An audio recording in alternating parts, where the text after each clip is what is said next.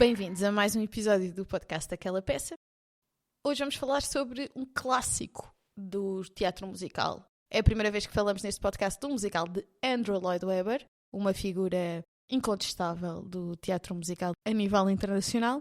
E o musical que vamos falar hoje é O Fantasma da Ópera, ou Phantom of the Opera em inglês. Este foi um musical que estreou em West End em 1986 e estreou na Broadway em 1988. Há aqui um facto engraçado sobre a presença do Fantasma da Ópera na Broadway, que é o facto de, apesar de ser um musical com mais apresentações de sempre na Broadway, acabou por fechar em 2023, o que faz aqui um marco histórico para este musical de Andrew Lloyd Webber. Eu e o Pedro vimos este musical em 2018, em West End, no teatro onde estreou e existe, o His Majesty Theatre. Na altura ainda era o Her Majesty Theatre, entretanto houve uma mudança de monarca no Reino Unido e o teatro mudou o nome.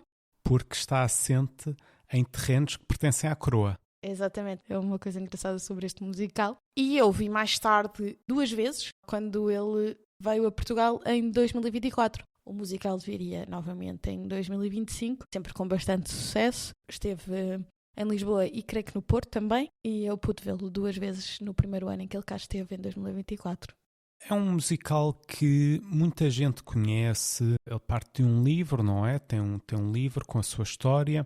Depois, nesta produção, já em jeito musical, inclusivamente tem um filme, já tiveram produções à volta do mundo. Muitas vezes as pessoas com quem eu falo, que vão a Londres, fazem sempre questão de ir ver ou Miseráveis ou Fantasma da Ópera, como musical. Muitas vezes nem apreciam tanto musicais, mas lá está. É uma coisa muito típica de se fazer em Londres e acabam a fazer isso. Mas para quem não esteja tão a par da história, a história resume-se de uma forma. Tem a ver com toda a mística do teatro. Há uma pessoa que vagueia pelos corredores do teatro, que é o fantasma, e que está interessado numa das atrizes. O teatro passa-se numa ópera em Paris e, portanto, é toda à volta das dinâmicas da ópera de Paris naquela altura. E também existe um componente de triângulo amoroso, não é? E acaba por haver um fantasma, que é aqui a personagem principal, que não é um fantasma no sentido espiritual da coisa, mas sim um homem. E existe um triângulo amoroso entre o fantasma, um dos investidores do teatro e uma das cantoras solistas que acaba por ser treinada pelo fantasma, porque ela inicialmente era uma bailarina e depois é treinada para ser cantora solista da ópera pelo fantasma. E pronto, e é assim um triângulo amoroso com uma figura que, até certa altura do musical, toda a gente acredita que é um fantasma, mas é-nos explicado que é um homem que tem uma condição particular, que é ter uma parte da cara bastante deformada e, portanto, tem de usar uma máscara, que quem já viu os cartazes do musical ou qualquer coisa relacionada com o musical sabe que a máscara é sempre uma coisa muito característica do Fantasma da Ópera. É um musical com imenso sucesso. Naturalmente, este sucesso também existe porque começou muito assim, desde o seu princípio foi sempre muito aclamado, ganhou 2 Olivier Awards no seu ano de estreia, da mesma forma que quando abriu na Broadway ganhou 7 Tonys e merece. Eu sempre senti, tenho a ideia que também sempre sentiste que é muito um musical de referência, porque muitos conhecem, muitos vão ver, é um musical que em termos de cenários, de guarda-roupa, até de orquestração se esmera muito.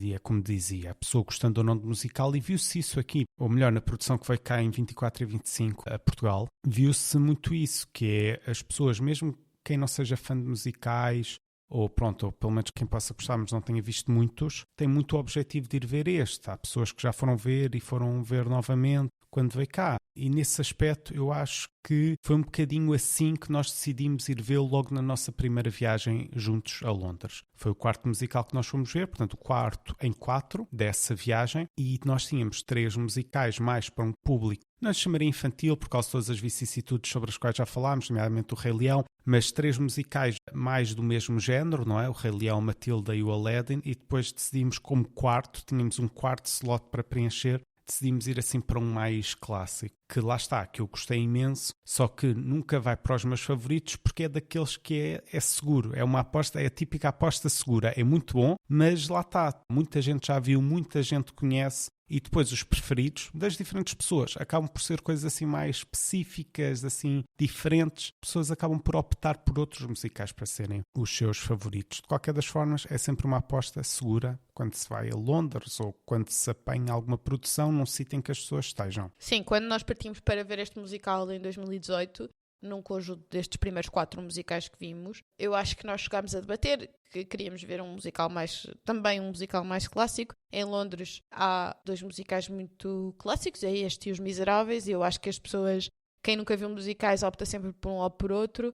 Mas eu acho que é um musical de uma espécie de coisas para fazer antes de morrer. Um deles é ver o Fantasma da Ópera. É uma experiência cultural que muitas pessoas talvez queiram retirar da sua lista de coisas a fazer. É um bocadinho ver o Fantasma da Ópera, é mais uma delas, talvez. Ver um bailado, ir a uma ópera. Em termos de musicais, é talvez ter a experiência. Se nunca viram nenhum musical, este será talvez este e Os Miseráveis, um dos que as pessoas irão ver pela primeira vez numa ótica desse género de excluir uma experiência cultural que querem ter, não querem deixar de ter. E é exatamente por isso que eu acho que acaba por ser um daqueles musicais, uma daquelas obras que é maior do que a soma das partes, é maior do que as suas individualidades. Por exemplo, quando nós vamos a falar de atores, em geral, os atores não ganham um protagonismo específico. As pessoas vão ver é pelas personagens, pela forma como atuam, como cantam. As pessoas vão muito pelo musical e, portanto, lá está, por exemplo, o cast que nós fomos ver, e não sei se sente o mesmo em Lisboa, o cast que nós fomos ver é um cast extremamente competente. Agora, se me perguntares o nome do ator A, B ou C, não faço a mínima ideia. As pessoas vão ver para ver o Fantasma, a Christine, o Roll, todo o cast, todo o bailado, toda aquela construção teatral, mas acho que já não vão ver, certamente, por algum ator específico que lá esteja. Apesar de que, eu acho, tenho essa crença, tal e qual como em Lisboa aconteceu quando veio em tour, que eles tentam sempre manter um padrão de qualidade que é igual, quer a pessoa veja a peça em tour ou em West End. Apesar de que eu acho, e foi o que achei também quando vi o musical em tour em Portugal, no Campo Pequeno, que este musical beneficia muito de ser encenado num teatro, porque a ação do musical passa-se num teatro. Por exemplo, em Londres, o musical foi concebido para aquele teatro propriamente dito, onde sempre esteve, e, portanto, há uma parte do teatro que está dentro da própria cena do musical. Há uns camarotes que são adaptados para dentro do musical, que são parte do teatro e onde as personagens fazem parte da sua cena. E isso cria uma atmosfera completamente diferente que não é possível obtermos numa situação que não se passa num teatro, como era o caso da tour que veio ao Campo Pequeno. Portanto, este musical beneficia muito de ser feito num teatro, aliás, porque se a ação do musical se passa num teatro, faz todo o sentido que nós estejamos não só a ver uma ação que se passa num teatro. Estamos a ver estas duas situações que estão a acontecer ao mesmo tempo. Portanto, eu acho que é muito mais interessante ver num teatro, porém, os atores que cá vieram eram também extremamente talentosos e para quem nunca viu em Londres, teve uma oportunidade de ver também uma encenação muito, muito interessante com a orquestra ao vivo, com tudo aquilo que tem direito. Como dizias agora, falavas da orquestra ao vivo, é de facto um musical que muitas vezes as pessoas vão ver mais pela música e menos pelos atores. Recentemente, em 2021, considera-se tecnicamente que houve um revival do Fantasma da Ópera, porque a produção fechou durante uns tempos e depois fechou durante uns meses e depois voltou a abrir. Houve um conjunto de modificações, mas a principal modificação foi na orquestra. O musical, desde que estreou em Londres até 2020, tinha a sua orquestração original, portanto, a forma como ele tinha sido desenhado ao nível da orquestra era a mesma, para uma orquestra com 27 músicos, uma coisa fabulosa. Eu acho que duvido que nós alguma vez tenhamos visto em Londres um musical com uma orquestra tão grande e criava assim uma musicalidade riquíssima, 27 músicos, e que entretanto foi diminuído por questões alegadamente financeiras. Infelizmente foi diminuído para uma orquestra com 14 músicos desde 2021 em Londres e que também era a orquestração normalmente usada nas tours, possivelmente aqui foi usada aqui em Lisboa. Portanto, a magnificência de ouvir isto com 27 músicos não tem nada a ver com 14. É assim, também tem que ser justo, não é? Quem já viu antes de 2021 e depois de 2021 diz que nota as diferenças. Também já vi pessoas a falar sobre isso, de quem foi ver pela primeira vez depois de 2021 e não as nota, ou seja, está perfeitamente contente com o resultado final. É engraçado. Eu acho que exatamente por isso eu não quero voltar a ver tão cedo, porque tenho receio que vá sentir as diferenças, mas por outro lado tenho curiosidade em perceber se nota assim tanto, ou se pronto, às vezes há instrumentos que lá está, não são utilizados em todas as músicas, não estão sempre a ser utilizados, e se houver um substituto razoável, vá, através dos outros instrumentos, cada uma pessoa não nota tanto, não é? E nesse aspecto, lá está, eu acho que é um musical que ganha muito pela música, e, por falar em música, não sei se cá podemos falar sobre a nossa música favorita. Sim, podemos falar sobre a nossa música preferida. A minha música preferida, eu acho que, é assim, para já antes gostava de dizer que este musical tem músicas, muitas delas com uma orquestração extraordinária, momentos musicais muito lindos e músicas que para qualquer pessoa que tenha tido algum tipo de relação com o musical vai gostar muito. Músicas românticas, músicas para pensar, músicas para um bocadinho para todos os gostos, mas sempre um bocadinho mais ligada a este mundo da ópera, não é? É muito mais aproximado de um conceito de ópera, apesar das músicas não serem literalmente ópera, são assim músicas perfeitamente normais, não são tão ópera, mas fazem lembrar o conceito de ópera, principalmente a primeira música, o Think of Me. A primeira e a segunda música tenho ideia, mas é assim a primeira grande música muito em que a Cristina, a protagonista, mostra a sua voz. É uma música muito que faz muito lembrar ópera, não é? Até porque ela está a cantar uma música que é suposto ser durante uma ópera, não é? E o musical tem muitos momentos de muita gente em palco, muitos bailarinos, para encenar este conceito de ópera. E nesse contexto há muitas músicas lindíssimas. E a minha música preferida, por tudo isto que eu disse, do musical ter muitos momentos, muito estilo ópera e muita gente em palco, a minha música preferida, por tudo o que acontece enquanto a música está a acontecer, é de facto talvez o Masquerade, que é uma música que, como nós já falámos em outros musicais, é uma música que avança com a história, porque há muito a parte da narrativa que se passa nesse momento do Masquerade, e é uma música em que quase todo o elenco está em palco, há fatos lindíssimos, porque aquilo passa-se literalmente numa Masquerade, num baile de máscaras, em que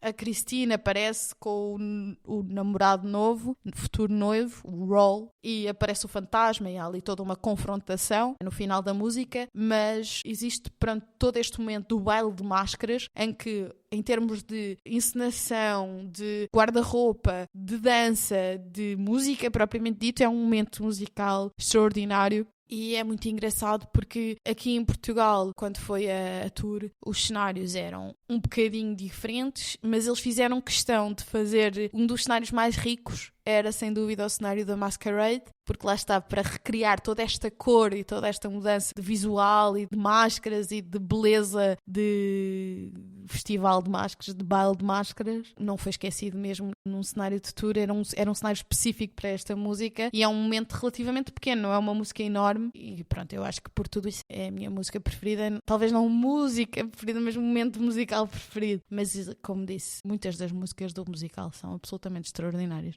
Eu dou por mim a cantarolar o Think of Me e, portanto, percebo o mérito que tem, mas acho que tendo a concordar com o Masquerade como escolha. É que é muito isso, lá está, não é a típica música que nós vamos ouvir em loop no Spotify, ou que seja, mas de facto é um momento musical muito interessante. Eu, em particular, gosto da ousadia do Monsieur André e do Monsieur Fermat, em que eles dizem a certa altura "What a pity that the phantom can't be here", na música. Que pena que o fantasma não possa estar aqui. Há uma comemoração tão grande, com tanta gente, como dizias, com aquelas roupas todas, é uma ocasião tão especial e o fantasma, esse ser que constava que existia pelos corredores do teatro, mas que muitos ainda não o tinham visto, não é? Muitos ainda não tinham presenciado, era quase um mito urbano. Oh, que pena ele próprio não estar ali para presenciar aquilo. Os diretores do teatro, a certa altura, não acreditavam que o fantasma existisse, porque o fantasma correspondia-se com eles através de cartas, mas até certa altura na narrativa eles nunca acreditam que o fantasma existe mesmo, acham que é um mito. E só quando se veem confrontados com as tragédias que vão acontecendo no teatro causadas por este fantasma, lá está, que depois há aquela dúvida que eu disse no início, que se ele é mesmo uma pessoa, se ele é de facto um ser espiritual, e ele vai mantendo essa narrativa, não é? A personagem do fantasma. E nessa música eles ainda estão assim em dúvida se ele existe ou não, e a gozar com o facto, depois confrontam-se com o facto de terem mesmo que assumir a sua existência. E lá está, é isso mesmo, eu acho que é um momento bastante interessante, bastante crítico, digamos assim, é uma espécie de ponto de viragem do musical. E, portanto, eu concordo, acho que não há assim... Eu acho que estas são as duas músicas que se destacam para mim, Think of Me e Masquerade, e acho que o Masquerade ganha a coroa, sendo que, lá está, reitero, este musical, por ser um bocadinho clássico, por ser um bocadinho, com todo o respeito, não quero ofender o musical nem quem o ame, mas por ser um bocadinho o pão com manteiga dos grandes musicais, não há assim nenhuma música que seja natural para se ouvir em loop, como dizia num Spotify ou assim. Ou seja, nós ouvimos, já temos algumas músicas em tops nossos, já chegámos a ter, isso já chegou a acontecer, mas lá está, não há assim uma escolha óbvia e não é um musical, na minha opinião, pegar na primeira música e ouvir tudo por ordem, playlist no Spotify, porque há muita coisa a acontecer em cena, um espetáculo muito visual, que beneficia muito de nós estarmos ali dentro no teatro, como dizias. Sim, há muitas faixas musicais que são instrumental e coisas do género, que são extraordinárias, mas que não têm tanto interesse a estarmos a ouvir em casa, nos nossos fones, não é? Tu estavas a dizer que não é tanto um musical de ouvir. Eu volto muitas vezes ao Fantasma da Ópera, de vez em quando lembro-me de uma música ou outra que vou rever, mas sim, é um musical que eu acho que nós já tínhamos uma relação prévia e que continuamos a ter e, portanto, existe em nós e voltamos a ele de vez em quando, mas não é dos melhores musicais. Não é um musical de surpresa e de fantástico como outros. Nós estamos à espera de algo fabuloso e temos algo fabuloso. Se calhar um próprio musical sofre um bocadinho disso, sofre da própria fama que foi criando ao longo do tempo, estar há tanto tempo em cena que as pessoas já esperam que vão ver algo muito bom e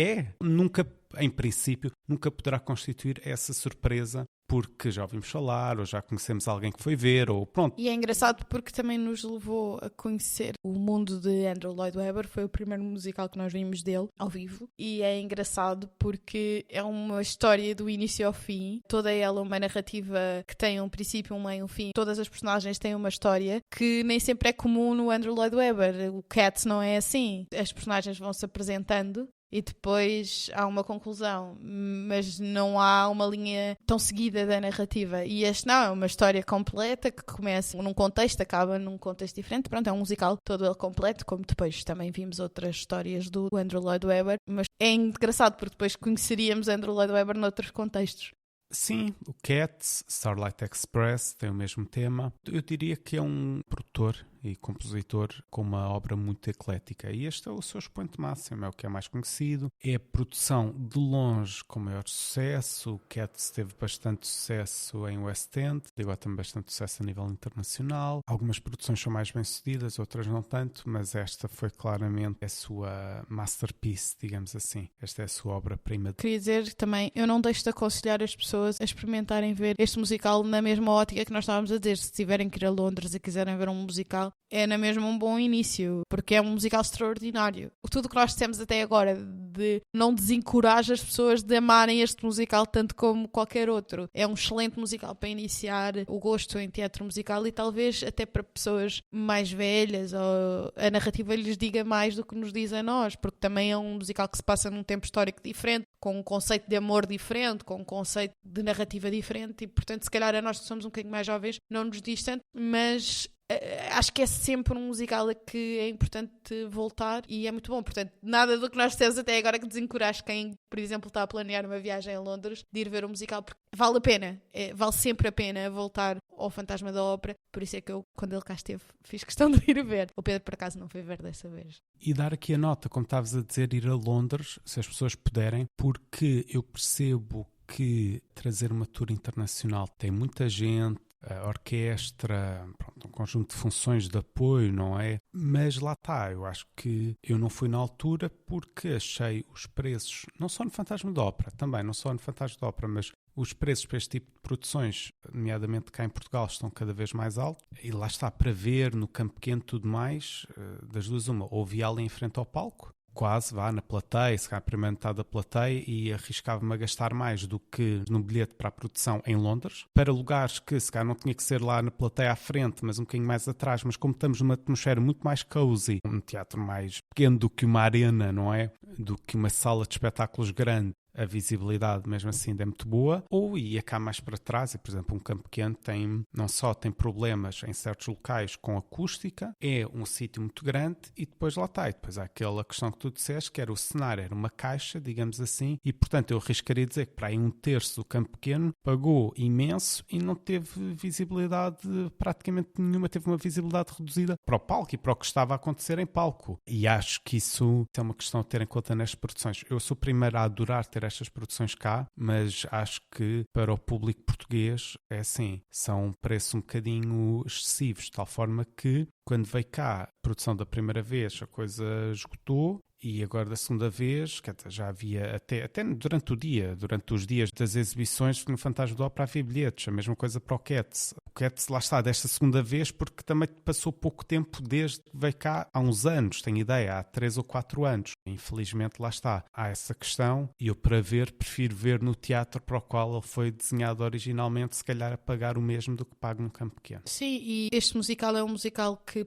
também perde nesse aspecto de ser feito numa arena, porque o original tem ilusões de ótica e coisas muito engraçadas que são feitas na narrativa da história e tem efeitos especiais. Há uma cena muito icónica que tem a ver com o candelabro da peça. Não vou explicar mais do que isto porque eu acho que é muito engraçado de ver ao vivo, mas que se perde numa arena como o Campo Pequeno, porque as pessoas não vão ter de todo a mesma experiência quase imersiva dentro do conceito do teatro, porque lá está, é um musical sobre um teatro cuja ação se passa num teatro, feito num teatro. Portanto, numa arena vai sempre perder-se um bocadinho. E depois, como é feito numa arena e o teatro artificial que é construído, lá está uma caixa, as pessoas que estão nas laterais do Campo Pequeno não conseguiam ver a profundidade do palco e como é uma narrativa que inclui um elenco enorme e muitas coisas que se passam na lateralidade dos palcos e na profundidade, as pessoas não conseguem ver porque não veem a profundidade total do palco. Nestas cenas como o Masquerade ou a própria cena inicial do musical, que é uma cena cheia de gente,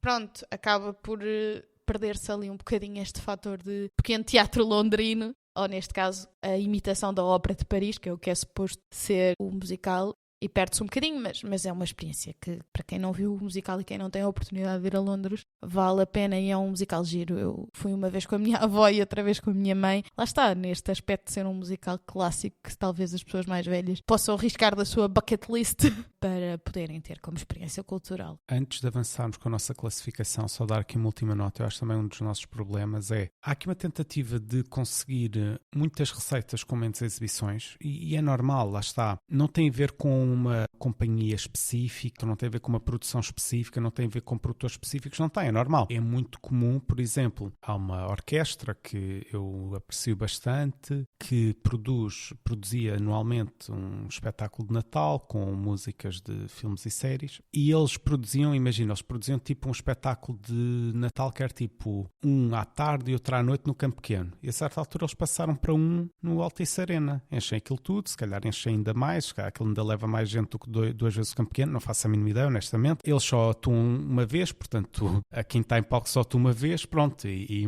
financeiramente eu percebo que seja a decisão mais atrativa, só que nem todos os fatores de decisão devem passar pela componente financeira. Por exemplo, logo a seguir ao Fantasma da Ópera ter vindo para cá em 2024, foi um mês para a Suíça, a mesma produção internacional, foi um mês para a Suíça num teatro mesmo, num teatro que era grande, tinha muitos lugares. Mas lá está, e se calhar eu preferia que estivesse um mês aqui num teatro grande do que uma semana no Campo Pequeno. Qual é que é o problema? Também tem que ser justo. E aqui, pronto, também lanço a dica. Esse teatro grande em Lisboa não existe. Não existe um teatro grande com condições, uma grande plateia, um grande balcão, uma coisa, sei lá, para aí de 1000 ou 1500 lugares, que tivesse uma dimensão para ter um Fantasma da Ópera, ainda que fosse uma tour internacional. Não existe e era muito interessante existir. Uma coisa moderna, preparada, acho que está na hora de um conjunto de produtores se unirem e se calhar promoverem esse investimento, porque Lisboa pede mais teatros, porque o público existe, diferentes tipos de público para diferentes tipos de peça, o público existe, só que os espaços é que não. Exatamente, e agora podemos ir à nossa classificação, não é? Se calhar posso começar eu, se me permites, eu daria um 4,5, estava em dúvida entre um 4 e um 4,5, estou um 4,5, porque merece, porque 4 é para aquele musical que nós gostámos e tal, mas pronto, mas está feito. Este é um 4,5, se calhar hei de repetir um dia, e eu acho que só não é o 5, porque para mim o 5 é para aqueles musicais que não me saem da cabeça de ponta a ponta, estou sempre a revê-los, quero imenso voltar a ir vê-los, faço questão até de voltar a ir vê-los muito cedo, muito rapidamente, e este está quase lá. É muito bom, mas há melhor. Eu vou ser mais má que tu e vou dar um 4. Isto porque há bocado estávamos a dizer 2 grandes musicais clássicos em Londres. Um é certamente Os Miseráveis e outro é este. Chegará um dia ao episódio dos Miseráveis, tenho a certeza. E Os Miseráveis é, sem dúvida, um musical que eu prefiro a este.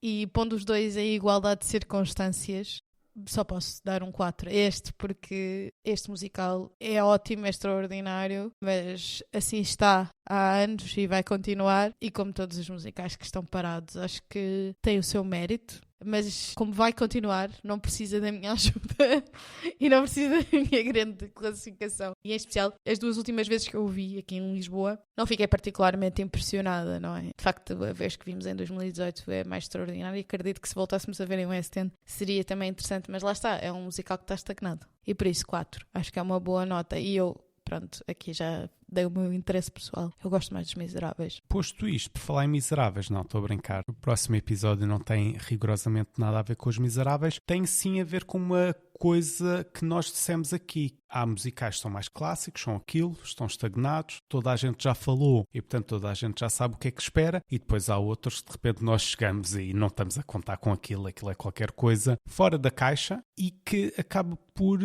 surpreender.